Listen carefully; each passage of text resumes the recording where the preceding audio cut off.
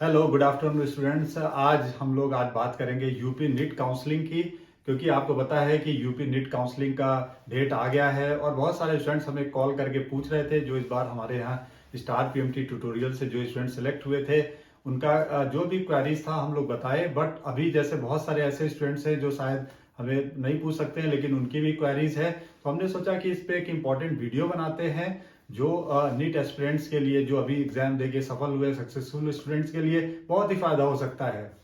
तो देखो students, NEET UP जो नीट काउंसलिंग है उसकी डेट आ चुकी है। कुछ पहले इंपॉर्टेंट डेट्स के बारे में आपको बता दें।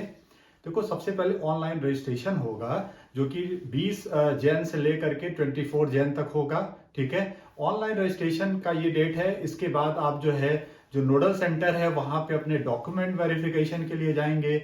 वो जो है वो 21 से लेकर के 25 जैन तक होगा।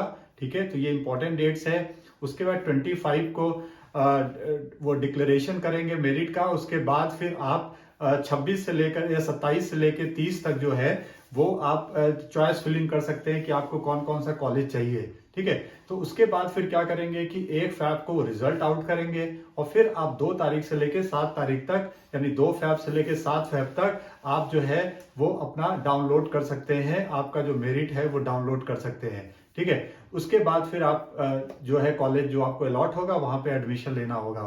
तो ये कुछ इंपॉर्टेंट डेट्स थी। अब इसमें आपको क्या करना है वो सबसे ज्यादा जरूरी है, क्योंकि बहुत सारे स्टूडेंट की प्रॉब्लम है सर कि इसमें जो कितने का ड्राफ्ट लगेगा, कहाँ से हमें ड्राफ्ट बनवाने हैं, और सबसे बड़ी सिक्योरिटी मनी क्या, मतलब इस तरह के बहुत सारे क्वेश्चन हैं। तो मैंने सोचा चलो इसके बारे में आपको बताते हैं। तो देखो स्टूडेंट, सबसे पहले हमने आपको इंपॉर्टेंट डेट्स बताई थी। रजिस्ट्रेशन ऑलरेडी स्टार्ट हो चुका है और हमने बताया 20 तारीख से लेकर 25 तारीख तक ऑनलाइन रजिस्ट्रेशन है। ठीक है, अब ऑनलाइन रजिस्ट्रेशन के लिए क्या करना पड़ेगा आपको। तो देखो स्टूडेंट्स, इसमें हम आपको बता दें, ऑनलाइन रजिस्ट्रेशन के लिए यूपी नीट जो वेबसाइट है यूपी नीट की, आपको उस पर जाना है, उस पर जाके लॉग इन करना है और उसमें आपका जो एप्लीकेशन नंबर होगा, ठीक है, वो और नीट का जो रोल नंबर होगा वो आपको डालना है। और जैसे ही आप इस पर डालेंगे तो आपका पूरा डिटेल जो डेटा पहले से भरा हुआ है उस वेबसाइट में, या जो आप एग्जाम दिए थे नीट का, वो सारा आ जाएगा। फिर आप देख सकते हैं आपका नाम सही है, आपका मदर्स नेम, एड्रेस, ये सारी चीजें आप देखेंगे सही है। अब उसमें कुछ नई चीजें आपको जो देखनी है वो, जैसे डोमिसाइल के बारे में आपको बता दें। देखो स्टूडेंट्स, जो यूपी के स्टूडेंट्स हैं और यूपी से ही 10th और 12th का एग्जाम दे रखे हैं, ठीक है, उनको कोई भी डोमिसाइल की जरूरत नहीं है। ठीक है, किसी भी डोमिसाइल की जरूरत नहीं है। लेकिन कुछ ऐसे स्टूडेंट्स हैं जो यूपी के रहने वाले हैं बट दूसरे स्टेट से जाके 10th और 12th पास किए हैं, उनको डोमिसाइल की जरूरत पड़ेगी। तो डोमिसाइल वाले कॉलम में आप सीधे भर सकते हैं नो डोमिसाइल, उसमें 2-3 ऑप्शन देगा, आप भर सकते हैं नो। लेकिन जो बाहर वाले हैं उनको डोमिसाइल के हिसाब से टिक करना पड़ेगा। दूसरा, माइनॉरिटीज में आपको एक बात ध्यान रखनी पड़ेगी। माइनॉरिटीज अगर आप हैं तो उसमें टिक करना पड़ेगा कि आप मुस्लिम हैं या फिर आप सिख हैं या जैन हैं, बुद्धिस्ट हैं, जो भी हैं वो कॉलम आपको उसमें टिक करना पड़ेगा। आपको ड्रॉप डाउन बॉक्स में वो दिखेंगे, उसके हिसाब से आप सेलेक्ट कर सकते हैं। ठीक है, फिर इस तरह से आप आगे बढ़ेंगे, कैटेगरी सब कैटेगरी है ये सब भरेंगे। और साथ ही साथ उसमें पूछेगा कि क्या प्रीवियसली आप नीट कोई एग्जाम सेलेक्ट हुए थे, या इसके पहले अगर सेलेक्ट होकर के मान लीजिए कहीं कॉलेज आप लिए हैं तब तो उसमें आप देंगे। अगर कॉलेज नहीं लिए थे तो आप उस ऑप्शन को नो कर देंगे। इवन आप नीट एग्जाम दिए बट सेलेक्ट नहीं हुए तो नो आप उसको करना है। ठीक है, उसके बाद उसमें एक पूछेगा कि आप कौन सा नोडल सेंटर चाहते हैं। तो देखो इसमें nodal centre basically government medical college हैं। जो जितने भी गवर्नमेंट मेडिकल कॉलेज, जैसे आप गोरखपुर के हैं तो गोरखपुर मेडिकल कॉलेज हो गया, जो लखनऊ में है तो किंग जॉर्ज मेडिकल कॉलेज हो गया, या फिर आपका आरएमएल भी है। तो इस तरह से आप नोडल सेंटर सेलेक्ट कर सकते हैं जो आपको नोडल सेंटर चाहिए। ठीक है, ये भरने के बाद फिर आपको कैप्चा आएगा वो भर दीजिए और ये ऑनलाइन फिर पेमेंट करना होगा 2000 का। ध्यान रखना स्टूडेंट, रजिस्ट्रेशन के लिए 2000 रुपए का आपको फीस है जो ऑनलाइन रजिस्ट्रेशन का है। ये नॉन रिफंडेबल है, 2000 रुपए का आपको ऑनलाइन पेमेंट करके रजिस्ट्रेशन कराना पड़ेगा। तो जैसे आप रजिस्ट्रेशन कराओगे, रजिस्ट्रेशन आपका हो गया है। अब आप उसमें से जो भी आपका फाइनल डॉक्यूमेंट्स बनेंगे, रिपोर्ट, आप उसको प्रिंट आउट कर लेंगे, उसको सेव कर लेंगे। वो बहुत जरूरी होगा जब आप सेंटर पे जाएंगे ऑफलाइन के लिए। ठीक है, तो पहला स्टेप जो रजिस्ट्रेशन का था वो पूरा हो गया, जिसकी डेट है 20 से लेके 24 जैन तक। ठीक है, तो आज आप मान लीजिए कल ही बहुत सारे स्टूडेंट कर चुके होंगे। तो अगर आप जो लोग नहीं किए हैं आप ऐसे कर सकते हैं रजिस्ट्रेशन, उसका प्रिंट आउट रख लीजिए, ठीक है। अब आपको नियरेस्ट नोडल सेंटर पे जाना है जिसकी डेट थी 21 से लेके 25 जैन, ठीक है। अब जैसे सपोज दैट आपका जो नियरेस्ट नोडल सेंटर है, सपोज दैट आपने बीआरडी मेडिकल कॉलेज गोरखपुर भरा है, ठीक है, तो आप वहां पे जा सकते हैं। वैसे जितने भी गवर्नमेंट मेडिकल कॉलेज हैं वो सब कुछ हैं, जैसा कि आप केजीएमसी में हो गया लखनऊ में, फिर आरएमएल हो गया, जीएसवीएम हो गया, इलाहाबाद हो गया मलयन मेडिकल कॉलेज, इसके बाद आप अंबेडकर नगर, जालौन, सहारनपुर, इस तरह के जितने नए मेडिकल कॉलेज खुले हैं, अयोध्या भी है उसमें, बस्ती, तो ये सब सारे कॉलेज इसमें दिए गए हैं। आप वहां पे नोडल सेंटर पे जा सकते हैं जो आपने भरा था रजिस्ट्रेशन के समय। अब देखो स्टूडेंट, नोडल सेंटर पे बेसिकली डॉक्यूमेंट वेरिफिकेशन के लिए जाना होता है और साथ ही साथ वहां पे आपको पहले ड्राफ्ट बनवा के ले जाना पड़ता है जो कि सिक्योरिटी डिपॉजिट होती है। इसको समझ लो, सिक्योरिटी डिपॉजिट अगर आप गवर्नमेंट मेडिकल कॉलेज के लिए जाना चाहते हैं या गवर्नमेंट डेंटल कॉलेज के लिए, तो ये 30,000 का आपको ड्राफ्ट लगेगा। ध्यान रखिएगा, 30,000 रुपीज का आपको ड्राफ्ट लगेगा।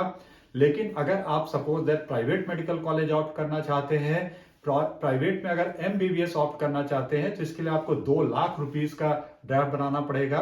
वैसे ये रिफंडेबल है लेकिन आपको 2 लाख रुपीज का ड्राफ्ट बनाना पड़ेगा। और प्राइवेट में अगर आप डेंटल कॉलेज लेना चाह रहे हैं तो उसके लिए आपको 1 लाख रुपीज का ड्राफ्ट बनवाना पड़ेगा। तो ध्यान रखिएगा, 30,000 रुपए का हो गया गवर्नमेंट मेडिकल कॉलेज के लिए, 1 लाख रुपया हो गया प्राइवेट डेंटल कॉलेज के लिए, और 2 लाख रुपया हो गया गवर्नमेंट प्राइवेट एमबीबीएस कॉलेज के लिए, 2 लाख रुपीज का ड्राफ्ट। हाँ, इसमें एक बात और बता देंगे, अगर आपने 2 लाख रुपीज वाला ड्राफ्ट बनवा लिया है तो गवर्नमेंट का जो 30,000 वाला नहीं बनवाना है उसके लिए भी मान्य होगा। या डेंटल वाला 1 लाख का ड्राफ्ट बनवा लिया है तो उसमें भी 30,000 का नहीं बनाना पड़ेगा। यानी 30,000 गवर्नमेंट वाला भी चॉइस आप ऑप्शन ले सकते हैं उसी ड्राफ्ट पे, ठीक है। वैसे ये ड्राफ्ट नॉन रिफंडेबल है, बहुत क्लियरली बता दें, लेकिन जो पहले 2,000 रुपए वाला आपने जमा किया था वो नॉन रिफंडेबल होगा, ठीक है। तो स्टूडेंट्स, इसमें आप समझ में क्या है कि आपको पहले ड्राफ्ट बनवाना है। ड्राफ्ट जो होगा वो डायरेक्टर जनरल मेडिकल ट्रेनिंग जो करके दिया हुआ है लखनऊ उत्तर प्रदेश के नाम से बनाना पड़ेगा। आप ब्रोशर में देख लिया, नोटिफिकेशन में वो ड्राफ्ट साथ सब लिखा हुआ है। 30,000 रुपीज का गवर्नमेंट के लिए और 1 लाख या 2 लाख रुपीज प्राइवेट के लिए, एमबीबीएस के लिए 2 लाख रुपीज का ड्राफ्ट बनवा के ले जाना है, ठीक है। तो ये बात हो गई ड्राफ्ट की। अब आपको जो सेंटर पे वेरिफिकेशन के लिए जाना है तो क्या क्या डॉक्यूमेंट्स ले जाने हैं, आपको ले जाना है। पहले तो ये आप जो ऑनलाइन रजिस्ट्रेशन किए थे उसका प्रूफ ले लीजिए, रिपोर्ट ले लीजिए। दूसरा, आप जो नीट है, नीट का जो आपका एडमिट कार्ड है वो ले लीजिए। अब आप कहेंगे एडमिट कार्ड अगर सपोज दैट मिस हो गया है तो उसका भी एक तरीका है, आप एनटीए वेबसाइट पे जा करके अपना एडमिट कार्ड डाउनलोड कर सकते हैं, वहां पे अभी होगा, ठीक है। इसके अलावा आपका जो नीट में रैंक लेटर आया हुआ था उसको आप डाउनलोड करके रखे होंगे, वो साथ में रख लीजिए, ठीक है। और ये जो 30,000 रुपीज का ड्राफ्ट बनवाए हैं वो साथ में रख लीजिए। और इसके साथ साथ आपको हाई स्कूल और इंटरमीडिएट का आपको मार्कशीट और साथ ही साथ आपको ये जो इसके सर्टिफिकेट्स होते हैं वो आपको रखना है।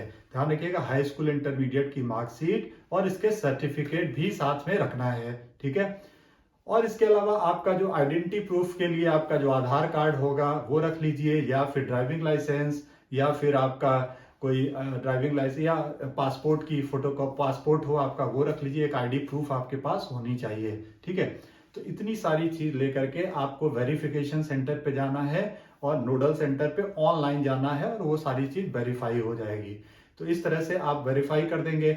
हाँ, वेरिफिकेशन के बाद चॉइस फिलिंग स्टार्ट होगी, वो 27 से लेके 30 तक है।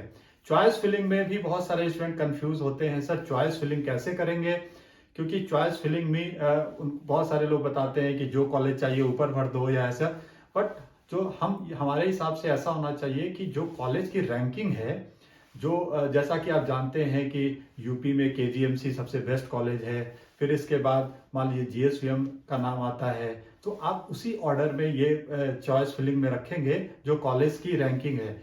ऑल्दो आपको चाहिए गोरखपुर मेडिकल कॉलेज या फिर जो भी चाहिए वो मिलेगा, बट आप रैंकिंग वही रखिए, आप परेशान मत होइए। जिससे कि एक सबसे बड़ा फायदा ये होता है, अगर आप सारे कॉलेज भरे होते हैं तो जब अपग्रेडेशन आता है तो आपके ऊपर अगर कॉलेज है और आप सेकंड मान लीजिए गए बीआरडी एडमिशन ले लिए, लेकिन आप चाह रहे थे कि अगर हमें आरएमएल मिल जाता तो अच्छा रहता। तो सपोज दैट आपने आरएमएल नहीं भरा, या फिर आपने सपोज दैट इलाहाबाद नहीं भरा, बाद में आप सोचे इलाहाबाद चाह रहे थे, तो आप नहीं मिल पाएगा, आपको अपग्रेडेशन नहीं होगा, क्योंकि आपने नीचे का कॉलेज लिया और वही आपको मिल गया है, और ऊपर वाला कॉलेज आपने नीचे डाला है तो वो नहीं मिलेगा। इसीलिए आपको क्रम वही रखना चाहिए जो रियल कॉलेज का क्रम होता है, ठीक है। और आपके आपके रैंक को चेक करेगा, जो भी उस समय सीट खाली होगी वो आपको देगा। नीचे वाला कॉलेज दे दिया कोई बात नहीं, अपग्रेडेशन में फिर आपको मिल जाएगा ऊपर वाला कॉलेज। तो चॉइस फिलिंग में ये बात आपको ध्यान रखनी है।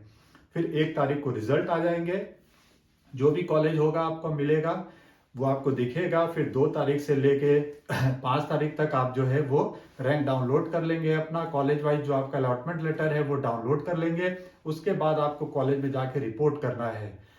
अब स्टूडेंट्स, अगर सपोज दैट आप सक्सेसफुल नहीं हुआ, आपको कॉलेज नहीं मिला, तो आपका ये जो आप जो भी ड्राफ्ट जमा किए थे, सिक्योरिटी डिपॉजिट जमा किए थे 2 लाख रुपए का या 30,000 रुपए का, उसका प्रूफ आप उसी नोडल सेंटर पे जाएंगे तो आप वहां से अपना ड्राफ्ट का पैसा वापस ले सकते हैं। बहुत ईजी है।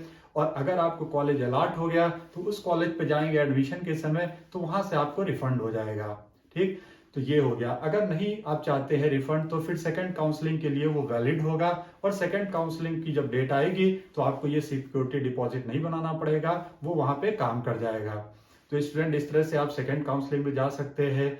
फिर इसके अलावा थर्ड काउंसलिंग में भी जा सकते हैं। हाँ, लेकिन एक बात और है, फर्स्ट काउंसलिंग में अगर कॉलेज अलॉट हो गया तो आपको कॉलेज पे जाकर रिपोर्ट जरूर करना है। अगर नहीं आप किए तो आपका वो कॉलेज चला जाएगा, और फिर आगे के लिए भी आप एलिजिबल नहीं रहेंगे, ये इंपॉर्टेंट है। अगर कॉलेज नहीं मिला तभी आप आगे के लिए एलिजिबल रहेंगे, ठीक है। सपोज दैट आपको कॉलेज मिल गया लेकिन आप नहीं लेना चाहते हैं, तो सेकंड काउंसलिंग के डेट के पहले आप कॉलेज में जाके बता सकते हैं कि हमें कंटिन्यू नहीं करना है, और आप जो सिक्योरिटी डिपॉजिट है उस कंडीशन में फिर आपका क्या होगा कि 10% काट के, जो 30,000 का 10% या जो प्राइवेट कॉलेज का 2 लाख था उसका 10% ऐसे काट के आपको वापस हो जाएगा। और दूसरा, अगर आप नहीं चाहते हैं, सीधे मॉपअप राउंड में चाहते हैं, तो आप मॉपअप राउंड में फिर रजिस्ट्रेशन करा के डायरेक्टली पार्टिसिपेट कर सकते हैं। फिर वही आपको सिक्योरिटी डिपॉजिट वहां नया बनाना पड़ेगा और उस तरह से आप करना पड़ेगा। और अगर शुरू में ही किए हैं तो आप कॉलेज मिलता जा रहा है, ठीक, नहीं तो फिर आप मॉपअप के लिए वैलिड होंगे। तो स्टूडेंट, इस तरह से आप यूपी नीट काउंसलिंग में जाके अपने मनपसंद कॉलेज ले सकते हैं, और हमें उम्मीद है कि आप जैसा चाह रहे हैं वैसे होगा। इसके अलावा अगर कोई डाउट्स होता है तो आप स्टार पीएमटी ट्यूटोरियल्स, आप जानते हैं लखनऊ, गोरखपुर, कहीं भी आप दोनों जगह पे संपर्क कर सकते हैं। और इससे आपकी कोई भी क्वेरीज है तो 8009969016 8009969016 पे आप मैसेज करके पूछ सकते हैं, या कॉल करके ही पूछ सकते हैं, आपकी पूरी हेल्प की जाएगी। तो आज के लिए इतना, और उम्मीद करते हैं कि ये इन्फॉर्मेशन आपके लिए यूजफुल रहेगी। अगर इसके बाद भी कोई दिक्कत आती है तो आप डायरेक्टली मुझसे पूछ सकते हैं। Thank you so much.